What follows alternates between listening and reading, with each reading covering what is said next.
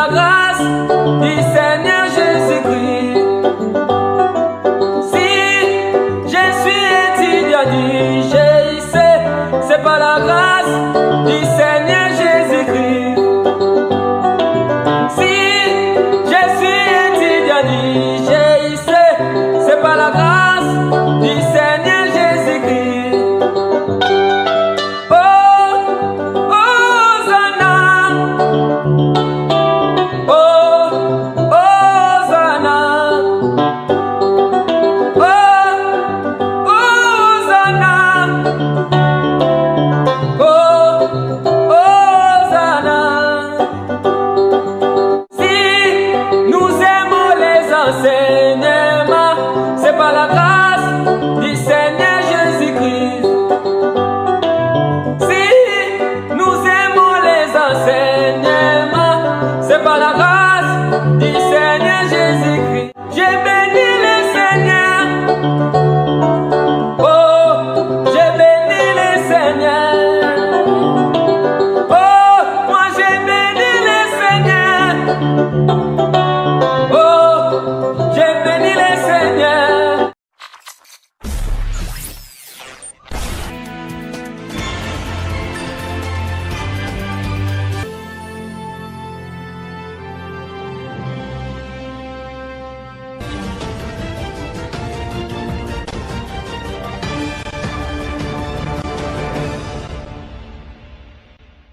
Bonjour frères et sœurs, bienvenue sur la chaîne Vérité sans cesse présentée par notre frère Logan. Le thème aujourd'hui est Dieu ramène au désert. Avant de commencer cet enseignement, nous vous conseillons d'avoir de quoi noter la Sainte Bible, livre 21. Vous avez des questions, des préoccupations, n'hésitez pas à nous appeler sur le numéro qui s'affiche au début du générique ou à la fin. Nous sommes disponibles, nous sommes là pour vous. Nous vous rappelons également que la chaîne Vérité sans cesse ne demande rien, tout est gratuit. Voici les versets bibliques qui accompagnent cet enseignement. Osée 2, 16, Acte 7, 30, Genèse 16, 2 à 4, Genèse 16, 7, Genèse 21, verset 10 à 16, Genèse 21, verset 17 à 19, Job 42, versets 5 à 6, Genèse 37, versets 5 à 7, Luc 10, verset 2, Ésaïe 41, versets 18 à 19, Ésaïe 55, versets 10 à 13, 1 Pierre 5, verset 9, Matthieu 6, verset 33, Luc 5, verset 16, Marc 1, verset 35. Je vous retrouve tout à l'heure pour vous redonner de nouveau les versets bibliques. Bonne écoute à tous. Frères et sœurs, nous sommes encore réunis aujourd'hui pour une prédication pour la parole de Dieu. Nous sommes encore réunis aujourd'hui pour cette parole de vie que le Seigneur Jésus-Christ nous a donnée. Je remercie ma sœur Aïcha d'avoir présenté cette vidéo. Merci à toi pour l'introduction, ma sœur. Sois abondamment bénie. Comme la sœur le répète et l'a répété à travers cette introduction, prenez vos Bibles, mes frères et sœurs. Prenez vos Bibles afin de suivre cet enseignement, afin de suivre cette prédication, que vous puissiez suivre les versets que nous allons donner à travers cette vidéo. Donc, nous allons aujourd'hui parler, mes frères et sœurs, du désert spirituel, ou plutôt, je vais plutôt appeler cela « Dieu t'amène au désert ». Donc, qu'est-ce que c'est un désert? Donc, nous allons parler déjà du désert physique. Un désert physique, qu'est-ce que c'est, mes frères et sœurs? C'est un désert où il y a de la sécheresse, c'est un endroit difficile, un endroit où il n'y a pas de vivre, il n'y a pas de bon vivre, où il fait chaud, où nous sommes fatigués, où vous ne pouvez pas vraiment survivre. C'est ça le désert, un endroit aride et sec. Mais aujourd'hui, nous allons parler plus communément du désert spirituel, et qui consiste à la même chose que le désert physique. Il faut savoir, mes frères et sœurs, qu'il y a plusieurs types de déserts. Il y a le type de désert, quand je dis plusieurs types de déserts, c'est-à-dire que Dieu peut vous emmener dans ce désert-là, ou il peut permettre aussi que ce désert puisse se produire. Nous allons y venir tout au long de cette vidéo, mais avant cela, nous allons prier notre Seigneur afin de remettre cette émission entre ses mains, mes frères et sœurs. Prions au nom de Jésus. Père éternel, je viens au nom de Jésus-Christ te prier, afin de te remettre cette émission entre tes mains, que tu puisses guider mes paroles, que tu puisses édifier ton peuple, Seigneur Jésus-Christ, oui. Oui, viens édifier ton peuple à travers cette parole, oui. Remplis ma bouche, oui, remplis ma bouche de tes délices, remplis ma bouche de tes merveilleuses paroles, Seigneur Jésus, afin que ton peuple puisse avoir encore plus de connaissances, qu'il puisse être touché, qu'il puisse être encore plus édifié, Seigneur Jésus. Viens nous remplir de Saint-Esprit, toi le roi des rois, le Seigneur des seigneurs, toi qui es fidèle et bon, Seigneur Jésus-Christ, oui. Protège, bénis, protège et garde, Seigneur Jésus. J'ai ainsi prié au nom de Jésus-Christ et je dis Amen.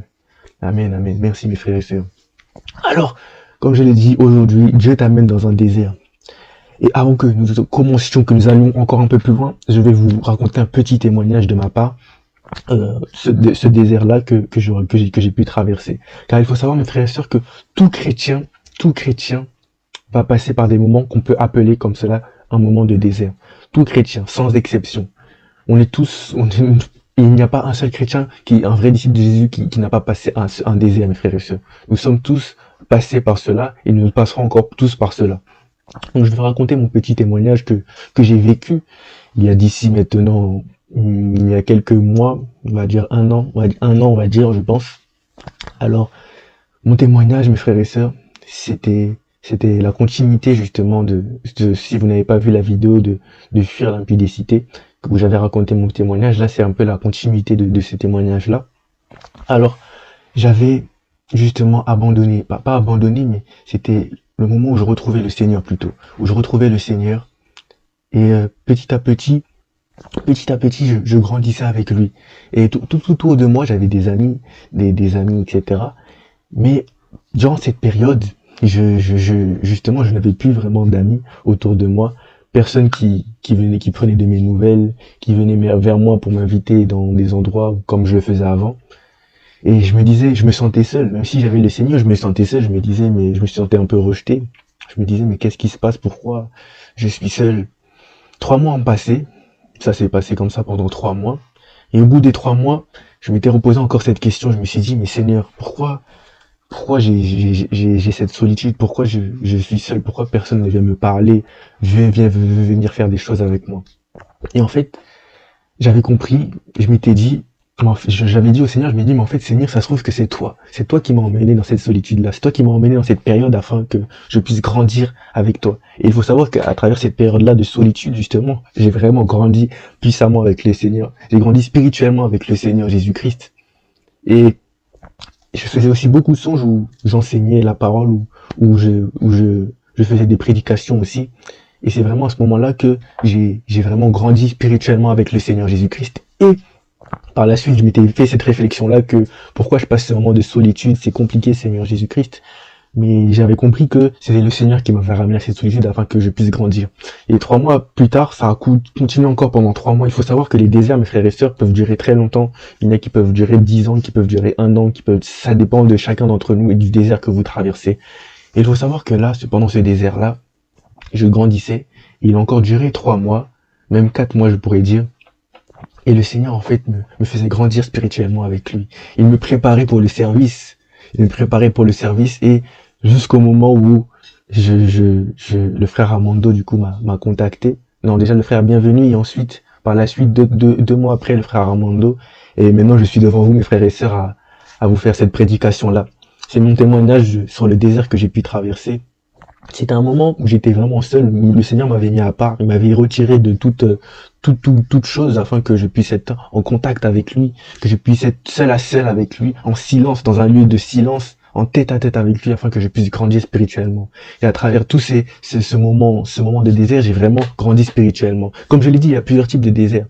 Moi, par exemple, pour mon témoignage, le Seigneur m'avait amené dans ce désert-là pour le service. Mais ce n'est pas forcément pour le service que vous serez dans ce désert-là. Ce sera aussi peut-être pour vous rapprocher plus du Seigneur Jésus-Christ, pour que vous abandonniez quelque chose. Ça dépend de chacun d'entre nous. Nous sommes tous différents. Mais c'était mon témoignage que j'avais à dire par rapport au désert que j'avais traversé, mes frères et sœurs. Donc, nous allons continuer. Nous allons tout de suite continuer sur cette prédication. Alors, ces moments de désert par lequel vous passez, vous poussera forcément, mes frères et sœurs, à aller vers le Seigneur Jésus-Christ. C'est cela, en fait. Ces moments de désert-là, en fait, ils servent à aller vers le Seigneur. Ils vous poussent à aller vers le Seigneur Jésus-Christ. Et comme je l'ai dit, il y a différents types de déserts, et il y a aussi le type de désert où c'est Dieu qui, justement, qui vous force à aller dans ce désert-là. On va prendre un verset dans Osée, Osée au chapitre 2, au verset 16. Osée 2,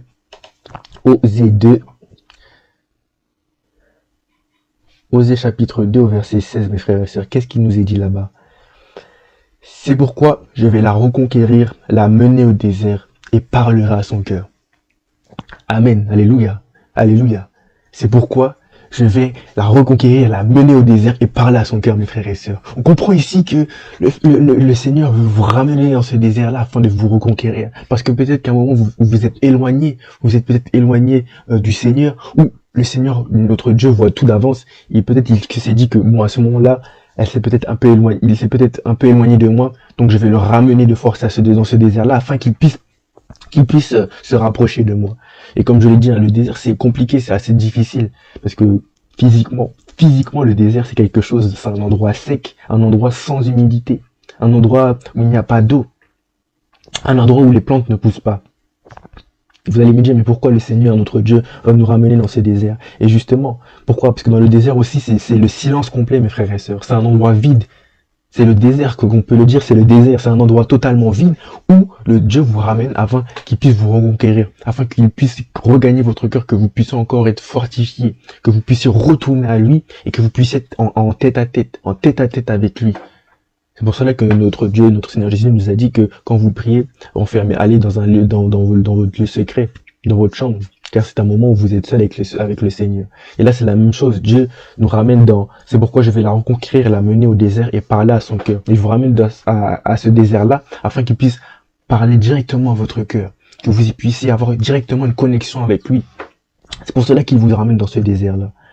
C'est pour cela que il y a beaucoup de personnes qui se disent que quand ils sont dans ce désert, ils disent, mais ma vie spirituelle est un désert, je ne comprends pas. Dieu ne me parle pas. Mais ces personnes-là, il faut savoir que la plupart du temps, c'est qu'elles prient. Quand elles passent ce désert-là, en fait, elles veulent abandonner. Elles prient moins. Elles ne lisent plus leur Bible. Or que, justement, Dieu vous amène dans ce désert-là, même si vous avez des difficultés dans la vie, parce que le désert, c'est quand vous passez par des épreuves. C'est des épreuves, en fait, le désert. Des épreuves par lesquelles vous passez, différentes épreuves. Nous avons chacun nos épreuves, et c'est par ces épreuves-là que vous passez ce désert. Et c'est des épreuves qui vont peut-être vous affaiblir, mais en réalité, Dieu vous a mis là afin que vous puissiez lui faire confiance, que vous puissiez lui remettre tout entre ses mains afin qu'il puisse s'occuper de cela. Lui, c'est ce qu'il veut. Mais vous ne pouvez pas arrêter de moins lire la Bible, de prier. Non, justement, au contraire, il faut encore plus demeurer dans la parole, dans le jeûne, dans la prière, afin que par cela, Dieu va vous parler. Parce que c'est à ce moment-là que Dieu va vous parler. Et qu'il va vous parler à votre cœur, comme nous le dit Osée 2 au verset 16. C'est vraiment à ce moment-là que Dieu va parler à votre cœur, mes frères et sœurs. Donc vraiment, restez accrochés, même si ce désert est compliqué, ce désert est difficile à traverser. Sachez que le Seigneur est avec vous. Il est avec vous et à la fin de ces déserts, il y aura toujours des bénédictions, il y aura toujours quelque chose de bon.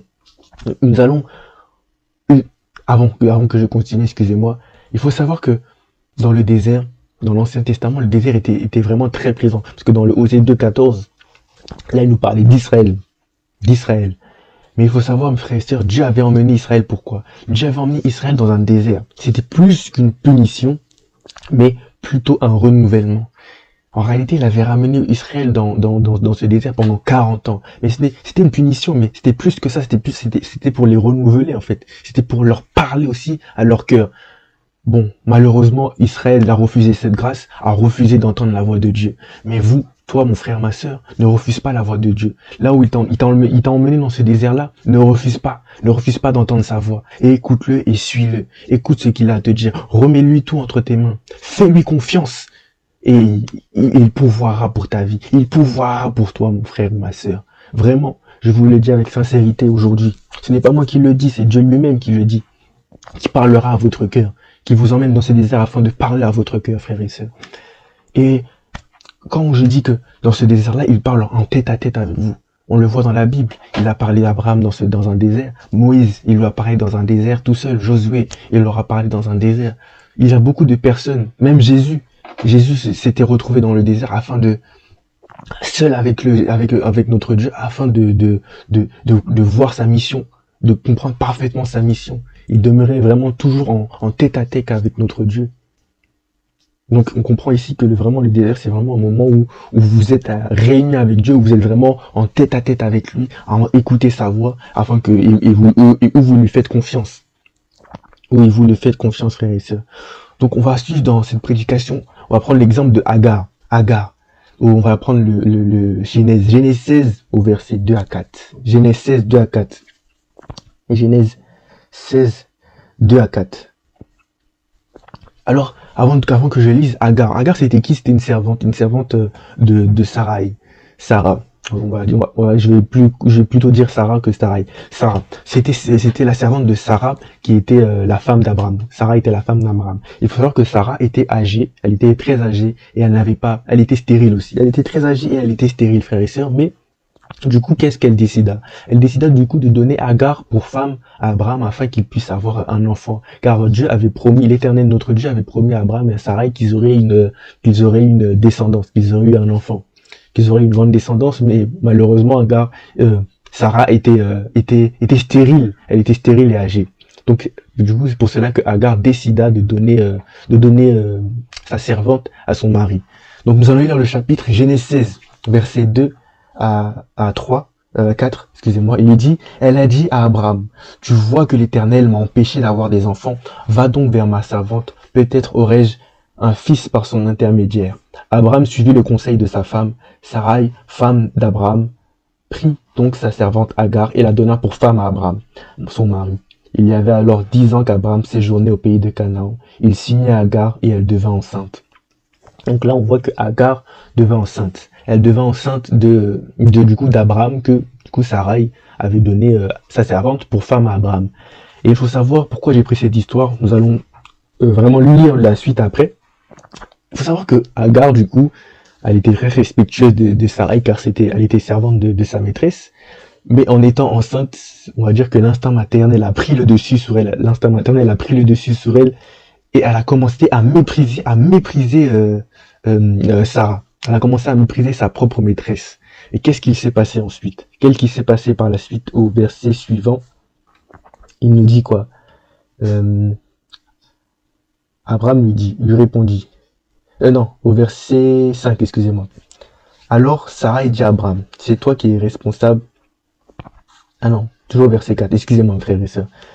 Quand elle vit qu'elle attendait un enfant, elle se mit à mépriser sa maîtresse. Alors Sarai dit à Abraham, c'est toi qui es responsable de l'injure qui m'est faite. J'ai poussé ma servante dans tes bras, et depuis qu'elle s'est vue enceinte, elle me méprise. Que l'Éternel soit juge entre nous. Abraham lui répondit, ta servante est en ton pouvoir. Agis envers elle comme bon te semblera. Alors Sarai la traita si durement que celle-ci s'enfuit. Donc là, Sarai a commencé à mépriser, à battre Agar. Donc là, Agar s'est fait battre par Sarah. Elle s'est fait battre par Agar. Du coup, là, Agar traversait une situation difficile. Même si elle avait méprisé sa maîtresse, elle s'est fait battre pour ça. Donc, elle a commencé à traverser par une situation difficile. Et à travers cette situation, elle a fui. Et j'ai pris cet exemple car nous aussi, c'est la même chose. Quand nous voyons une épreuve, quelque chose de difficile, nous préférons fuir cela. Nous préférons fuir cette épreuve, fuir cette situation-là. Mais qu'est-ce qu'il nous est dit au verset 7? L'ange de l'Éternel la rencontra près d'une source d'eau, dans le désert, celle qui se trouve sur le chemin de Chour. Amen. Donc, on comprend quoi? Agar a fui où? Agar a fui dans le désert. Elle avait fui dans les déserts, et dans ce même désert-là, elle a fui, et qui est venu à elle? L'ange de l'Éternel. L'ange de l'Éternel la rencontra près d'une source d'eau dans le désert. Celle-ci se trouve sur le chemin de Chour. En fait, Agar était à côté d'une source d'eau. Du coup, l'ange de l'Éternel est apparu à côté de cette source d'eau, en plein milieu d'un désert, frères et sœurs. En plein milieu d'un désert, il y avait cette source d'eau. Et en réalité, qu'est-ce que cette source d'eau signifie? Cette source d'eau signifie la parole de Dieu. Cette parole de Dieu. Quand vous êtes dans ces déserts, quand vous êtes dans un désert, frères et sœurs, allez vous abreuver de cette source d'eau, cette eau vive qui est notre parole de Dieu, qui est la parole de Dieu. Et là, l'ange de l'Éternel nous dit qu'il était à côté de cette source d'eau. On comprend vraiment que c'est à côté il faut s'abandonner, aller à cette source vive, il faut aller s'abreuver. C'est la meilleure chose à faire quand nous traversons ce désert. Nous traversons une difficulté, nous traversons un désert compliqué. La meilleure chose à faire, frères et sœurs, c'est d'aller vers cette source qui est la parole de Dieu, qui est la parole de Dieu. C'est ça la vraie chose, la chose qui va nous remotiver, nous aider à continuer à marcher. Donc, malgré les souffrances qu'elle avait subies, l'ange de l'Éternel lui dit de retourner où elle était. C'est écrit dans le verset suivant qui nous est dit. Il lui demanda, Agar, servante de Sarai, d'où viens-tu et où vas-tu? Elle répondit, je m'enfuis de chez Sarai, ma maîtresse. L'ange de l'Éternel lui dit, retourne auprès de ta maîtresse et humilie-toi devant elle. Et il ajouta, je te donnerai de très nombreux descendants, ils seront si nombreux qu'on ne pourra pas les compter. On va s'arrêter là, vous pouvez lire la suite chez vous. L'ange de l'Éternel lui retourne auprès de ta maîtresse. Donc Dieu il sait par l'épreuve qu'Agar traversait, ces difficultés qu'elle traversait. Mais il lui annonce des bonnes paroles. Il lui dit que retourne auprès de ta maîtresse, mais à la fin, tu auras une bonne descendance. Tu auras une descendance. Il lui dit, je te donnerai de très nombreux descendants, ils seront nombreux qu'on ne pourra pas les compter. Dieu nous réconforte toujours par de bonnes paroles, mais il veut que nous allons en face de cette épreuve, car c'est lui qui combat pour nous. Il faut lui faire confiance, comme je l'ai dit dès le début. Faites confiance à Dieu. Remettez cette souffrance, remettez cette épreuve entre ses mains, et il vous guidera. Ne fuyez pas, non, mais continuez. Allez dans cette épreuve-là et remettez-la entre les mains de Dieu. Faites-lui confiance et il vous aidera. Il ne vous abandonnera pas, frères et sœurs. Non, il ne vous abandonnera pas. La preuve avec Agar, il lui dit d'aller retourner chez sa maîtresse, d'aller retourner sur cette situation où elle a fui, d'aller retourner. Et par la suite, il lui donne des paroles de réconfort, car elle aura une grande descendance. Ils seront si nombreux qu'on ne pourra même pas les compter, mes frères et sœurs. Et qu'est-ce que nous avons lu juste avant? Qu'ils étaient près d'une source d'eau. En fait, Agar, on comprend bien que Agar, en fait, est allée se ressourcer auprès de Dieu, sans même le savoir. Elle est allée auprès de Dieu et Dieu est venu lui parler. On comprend que cette source d'eau, c'est la parole de Dieu. C'est la parole de Dieu, mes frères et sœurs. Donc moi, je dis amen à cela. Amen à cela. Donc ne lâchez pas, persévérez. Ne fuyez pas les problèmes, ne fuyez pas cette épreuve par laquelle vous passez. Mais faites confiance à votre Dieu et restez accrochés à sa parole. Il vous parlera à travers sa parole. Il vous parlera à travers cette parole. L'ange ajouta, tu attends un enfant, ce sera un garçon. Tu l'appelleras Ismaël. Et il faut savoir qu'Ismaël, ça veut dire quoi? Ismaël, en hébreu, ça veut dire Dieu entend, mes frères et sœurs. Dieu entend. Donc on comprend que là, Agar avait compris en fait que Dieu pouvait entendre dans le désert. Quand vous étiez dans le désert, à Sarah, il pouvait comprendre que Dieu pouvait vous entendre. Elle avait compris que Dieu pouvait entendre les personnes qui sont dans le désert et qui elles-mêmes étaient dans ce désert-là. Donc elle a compris cela. C'est pour ça que Ismaël, il s'est appelé comme ça, Ismaël, Dieu entend. Car Dieu entend en toutes circonstances. Et quand vous êtes dans ce désert-là, quand vous pensez que vous êtes seul dans la solitude, que vous êtes au plus bas, eh bien non, Dieu entend. Dieu entend et vous observe. Il vous observe et il veut venir vous parler, vous aider, vous fortifier à traverser ce désert. Il veut vous aider à traverser ce désert, frères et sœurs. Par la suite, Agar va se faire chasser. Elle va se faire chasser de la famille ou d'où elle était, car Sarah ne disait qu'il ne pouvait pas avoir deux descendants dans la famille. Donc Sarah a dit à Abraham de chasser Sarai. Du coup, Abraham décida de chasser Sarai du lieu où ils étaient, de la tribu. Et Agar, du coup, fuya où? Elle fuya dans le désert. Elle alla dans le désert seule avec son enfant Ismaël. Et c'est à partir de là, mes frères et sœurs, que la promesse de Dieu, avait été déclenchée. La parole que nous avons lue juste avant, où il disait que tu auras une grande descendance qu'on ne pourra même pas la compter, et qu'elle aura un fils qui sera comme un âne sauvage. Lui, il s'opposera à tous et tous s'opposeront à lui, mais il assurera sa place en face de tous ses semblables. Donc c'est à partir de là que la promesse de Dieu se réalisa, qui est un peu plus loin dans Genèse 21 au verset 10 à 16. Genèse 21 au verset 10 à 16. Qu'est-ce qu'il nous est dit? Alors elle dit à Abraham, chasse cet esclave et son fils, car le fils de cet esclave ne partagera pas l'héritage avec mon fils Isaac.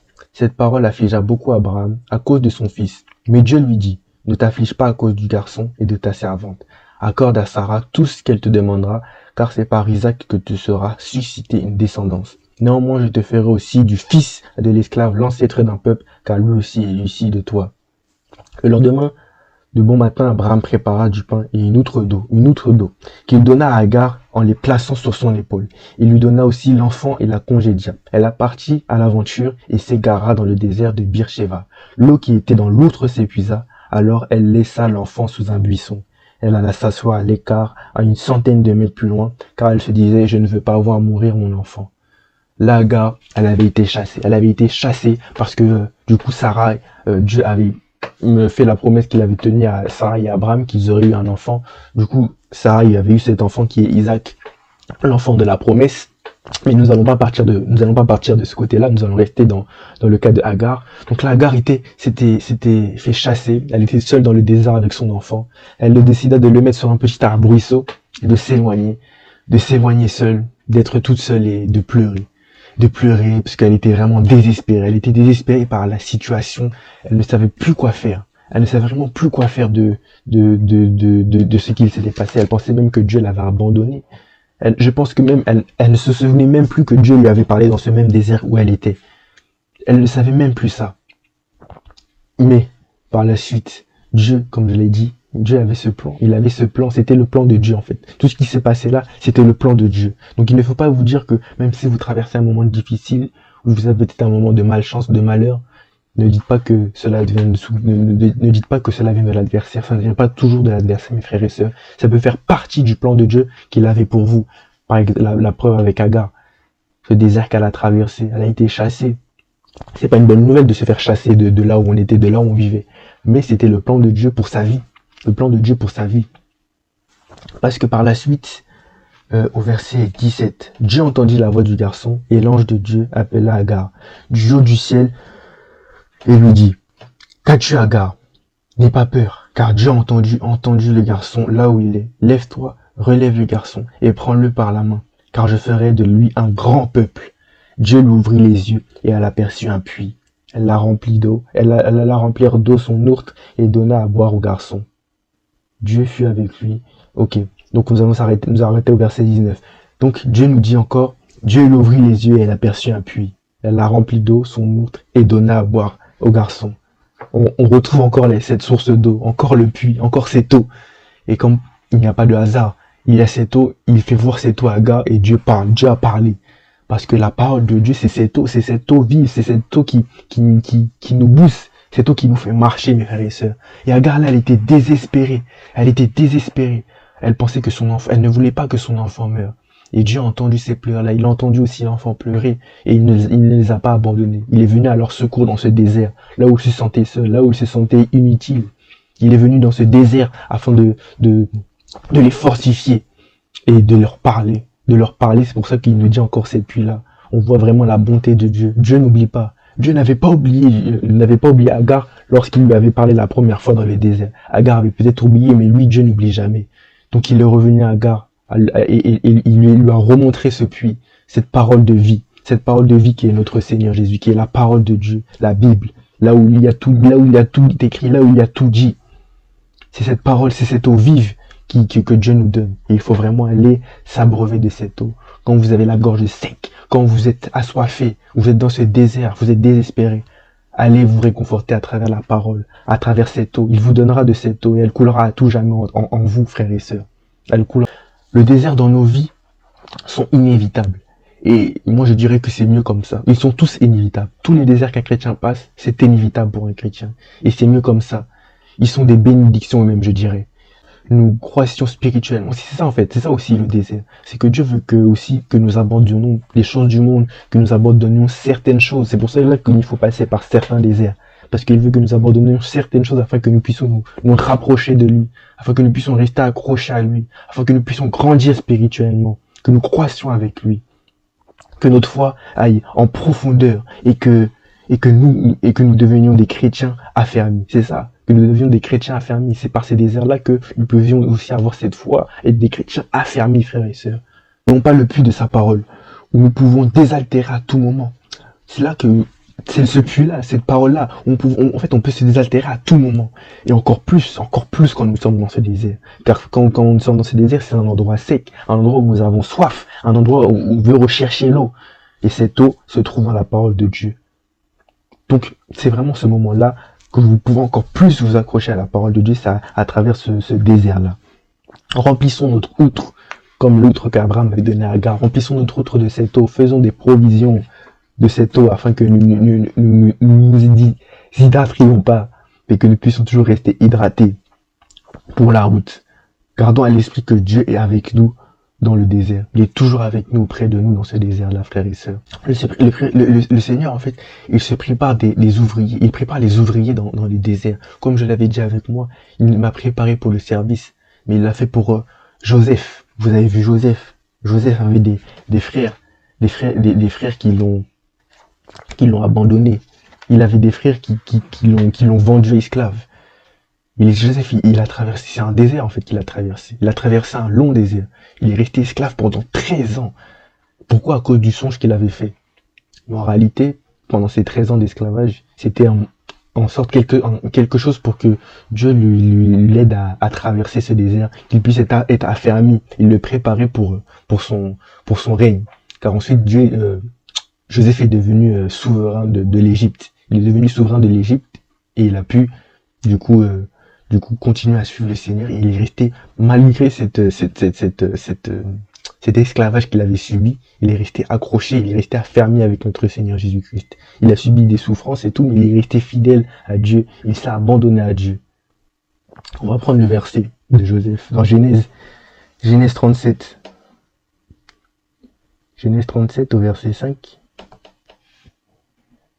Il nous est dit: Joseph fit un rêve, le raconta à ses frères qui ne l'en détestèrent que davantage. Il leur dit en effet: écoutez, je vous prie ce songe que j'ai eu. Nous étions en train de lier des gerbes dans les champs. Soudain ma gerbe s'est dressée, s'est tenue debout, les vôtres se sont placés autour d'elle et se sont prosternés devant elle. Et ce songe que Joseph avait fait, justement, comme je l'ai dit, Joseph a été amené comme esclave par ses frères, car ses frères n'avaient pas aimé le songe que Joseph avait fait. Mais il faut savoir que 13 ans après, Joseph, son songe s'est réalisé. C'est lui qui gouvernait, c'est lui qui avait la souveraineté. Ses frères, sa famille s'est mis à ses pieds. Il a gouverné sur ses frères. Donc son songe s'est réalisé. Donc à la fin de ces déserts, il a eu cette bénédiction que Dieu lui avait donnée. En fait, Dieu l'avait juste préparé pour ce service-là. Et pour même beaucoup de chrétiens, il vous prépare dans des déserts compliqués, dans des situations difficiles, afin de aussi vous préparer pour un certain service, pour une certaine chose, afin que vous puissiez vous rapprocher de lui. Et là, c'était le cas de Joseph. Et dans chaque désert, à la fin, il y a une bénédiction. Dieu ne vous laissera pas dans ce désert-là toute votre vie. Il ne vous laissera pas, il ne vous abandonnera pas dans ce désert, afin que vous puissiez être desséchés. Mais il faut savoir que vous pouvez vous dessécher vous-même. Si vous ne lisez pas la parole de Dieu, vous allez vous dessécher vous-même. Car comment Dieu vous parlera? Et restez accroché à la parole de Dieu, c'est par là qu'il vous abeuvera de son eau, qu'il vous fortifiera. Faites-lui confiance. Alors la plupart du temps, nous avons l'habitude que quand nous traversons un désert, nous avons l'habitude quand nous avons des problèmes, de nous focaliser sur les problèmes de nos vies. Nos têtes se focalisent vraiment sur les problèmes de nos vies, et se détournent de la parole de Dieu. On ne fait plus trop attention à la parole de Dieu. On fait placer en premier lieu les problèmes de nos vies. Mais sachez une chose, mes frères et sœurs, faites confiance à Dieu. Même dans ces problèmes-là, remettez ça entre ses mains. Faites-lui confiance et lui, il réglera les choses. Recherchez en premier lieu les choses du royaume des cieux, qui nous est dit dans Matthieu 6, 33. Vous pourrez lire chez vous. Matthieu 6, 33, où vous devez rechercher les choses en premier lieu. Et Dieu s'occupera du reste. C'est-à-dire même tout ce qui est du monde, tout ce qui est problème, c'est lui qui s'en occupera. Juste faites-lui confiance. L'église a besoin d'ouvriers, frères et sœurs. Elle a besoin d'ouvriers pour le royaume. Dieu a besoin de ses ouvriers pour son royaume. Il a du travail pour chacun d'entre nous. Que ce soit dans les services, dans les prières, dans le chant, dans tout ce qui est pour l'église, tout ce qui est pour son royaume. Il a tout cela pour nous. Et comment il nous forme? Comment nous forme-t-il? Il nous forme à travers ces déserts-là. Il forme ses enfants à travers les déserts qu'ils traversent. C'est pour ça que j'ai dit chaque chrétien, il n'y a aucun chrétien qui ne traverse pas un désert. Tout chrétien dans nos vies, nous traversons tous un désert dans nos vies. Et c'est par ces déserts-là que Dieu nous fortifie. C'est par cela qu'il nous prépare par cette école, l'école du désert. L'école du désert qui nous amène à grandir spirituellement avec lui, à nous rapprocher de lui, à lui faire confiance. Et que par cela, par ce désert, nous ne fassions plus passer nous-mêmes, mais qu'il puisse passer aussi avant nous. Que ce ne soit plus notre propre personne qui passe, mais que ce soit Dieu qui passe avant nous, frères et sœurs.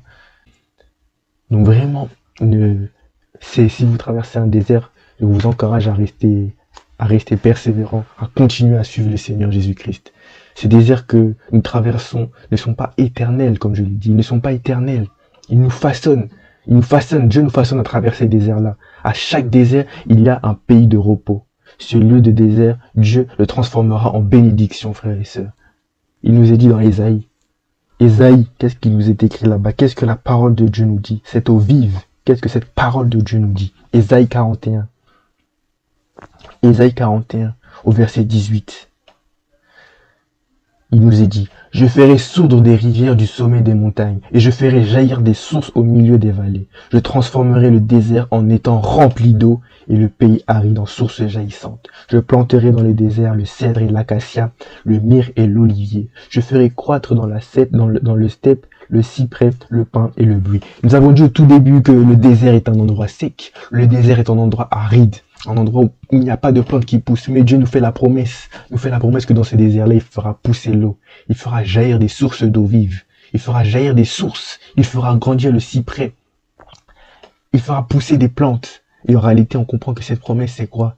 Spirituellement, on comprend que c'est les bénédictions dans vos vies, qu'à travers le désert que vous traversez, à la fin, mon frère et sœur, Dieu peut faire pousser. Il peut faire pousser cette plante dans ton désert. Il peut faire pousser cette espérance dans mon désert. Cette bénédiction, cette eau, il peut la faire jaillir de ces déserts, frères et sœurs.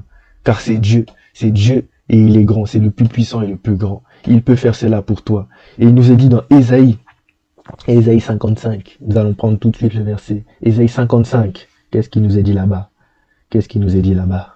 Ésaïe 55 au verset 10. Or la pluie et la neige qui descendent du ciel n'y retournent jamais, sans avoir arrosé et fécondé la terre, sans avoir germé les graines qui s'y trouvent, sans fournir au semeur le grain qu'il doit semer, et sans donner du pain à ceux qui le mangent. Il en sera de même de la parole que j'ai prononcée. Elle ne reviendra jamais vers moi vide, sans avoir accompli ce que je désirais, et sans avoir atteint le but que je lui ai fixé. Alléluia, amen. Amen, frères et sœurs. On comprend. La pluie et la neige, quand elles tombent, elle ne remonte pas au ciel sans avoir fait pousser les plantes, les fleurs, les arbres. Non. Et il en est de même pour la parole de Dieu. Quand Dieu fait cette promesse, vous fait cette promesse de faire pousser cette plante, de faire pousser cette bénédiction dans vos vies, de faire jaillir cette eau dans vos vies, dans ce désert-là où vous traversez, il fait cette promesse. Sachez que cette parole qu'il a faite, elle ne reviendra jamais à lui. Cette parole ne reviendra jamais à lui sans qu'elle ait atteint son but. Sans que l'objectif qu'il avait fixé à travers cette parole n'ait pas atteint son but, frère et sœur. Donc, si tu traverses un désert, mon frère, ma sœur, ne te décourage pas.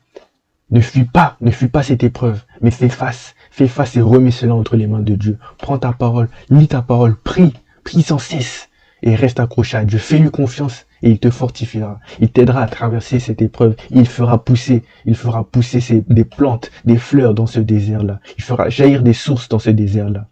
Et il t'amènera jusqu'à l'objectif qu'il veut, car sa parole ne retourne pas sans effet à lui. La parole de Dieu ne retourne pas à lui sans effet. Elle accomplit toujours ce qu'il dit, car c'est un Dieu vrai, un Dieu de vérité. Ce n'est pas un Dieu menteur, frères et sœurs. Donc, continue à persévérer, à rester accroché au Seigneur, malgré les problèmes, les déserts que tu peux traverser.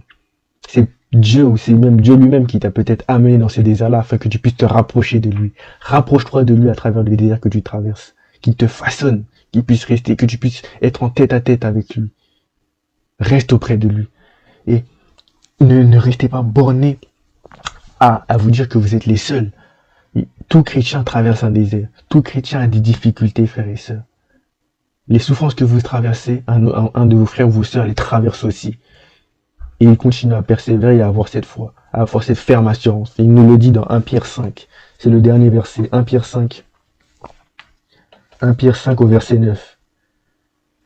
Il nous dit « Résistez-lui en demeurant ferme dans votre foi, car vous savez que vos frères et sœurs, dispersés à travers le monde, connaissent les mêmes souffrances. » Là, il nous parle de l'adversaire. Mais il faut savoir qu'aussi, les problèmes, quand je vous dis que les problèmes, quand vous serez dans ces problèmes, dans des situations, l'adversaire va tout faire aussi pour essayer de vous ramener encore au plus bas, que vous abandonniez la parole de Dieu. Alors que quand vous êtes dans ce désert-là, c'est au contraire, c'est à ce moment-là que vous devez rester accroché à Dieu. C'est à ce moment-là que vous devez ouvrir votre parole, votre Bible. Et c'est à ces moments-là que vous devez rester affermi. Rappelez-vous que vous n'êtes pas les seuls, que vos frères et sœurs aussi traversent ces souffrances. Et que par cela, eux, ils restent dignes, ils gardent cette foi et cette assurance. Donc faites de même, gardez cette foi et cette assurance. Donc, merci de m'avoir écouté, mes frères et sœurs. Soyez bénis au nom de Jésus-Christ. Rapprochez-vous de Dieu à travers le désert qu'il vous fait traverser, dans le désert qu'il t'a emmené. Continue à persévérer et à t'approcher de Dieu, à prendre cette parole qui est cette eau vive. Continue à l'écouter. Donc, que Dieu vous bénisse, mes frères et sœurs. Je remets la parole à ma sœur Aïcha. Et je vous dis à la prochaine. Ciao. Merci frère Logan pour cet enseignement. Sois béni par notre Seigneur Jésus-Christ. Pour ceux qui veulent rejoindre le groupe des étudiants chrétiens, n'hésitez pas à nous contacter sur le numéro qui s'affiche au début du générique ou à la fin de l'émission. Voici les versets qui ont accompagné cet enseignement aujourd'hui. Le thème « Dieu ramène au désert ». Osée 2,16, Actes 7,30, Genèse 16, 2, 4, Genèse 16, 7, Genèse 21, versets 10 à 16, Genèse 21, versets 17 à 19, Job 42, versets 5 à 6, Genèse 37, versets 5 à 7, Luc 10, verset 2, Ésaïe 41, verset 18 à 19, Ésaïe 55, verset 10 à 13, 1 Pierre 5, verset 9, Matthieu 6, verset 33, Luc 5, verset 16, Marc 1, verset 35. Merci à tous, bonne méditation et à très très bientôt.